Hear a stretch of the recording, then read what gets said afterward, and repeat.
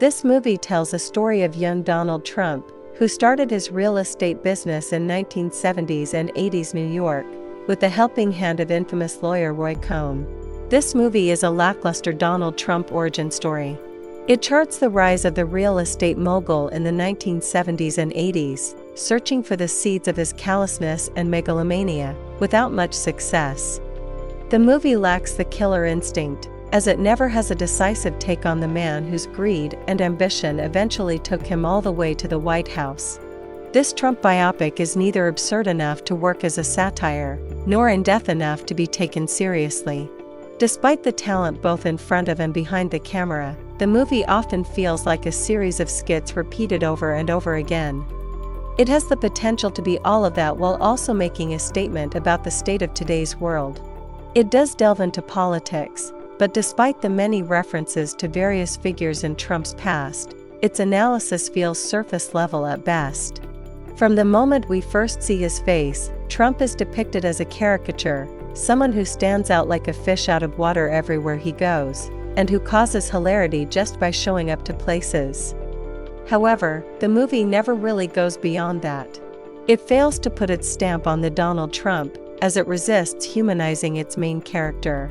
The movie really struggles to find a compelling arc in Trump's ascension. It's almost a cartoon copy from many other satirical Trump takes, and knowing prophetic echoes of his political future. So often, Donald comes across as nothing much more than a rascally and tiresome chump. In sketching out his pre-White House career, the movie moves us back to the old Donald, which feels obtuse and irrelevant. Trump's heedless quest never lends itself to deeper revelations about the mogul, nor does it suggest how he symbolizes the dark side of so-called American exceptionalism. This is basically a rote and unsurprising story about a madman who loses control of the monster he's created.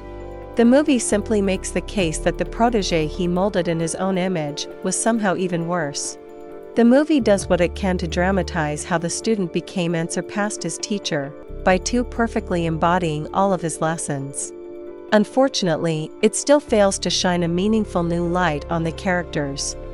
Sebastian Stan's performance is decent as the young Donald Trump, but Jeremy Strong is much more interesting as Roy Cohn.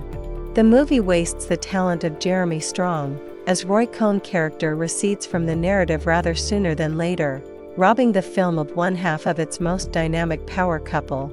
The Cohn angle and rather wasted asset of Strong's casting are what makes this story original.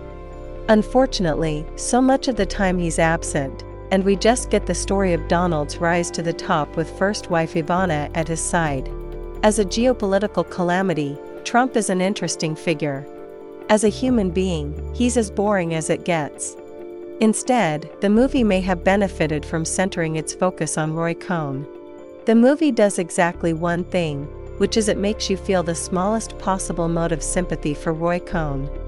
Overall, it's not worth to spend time to watch this. We do not recommend this movie at all.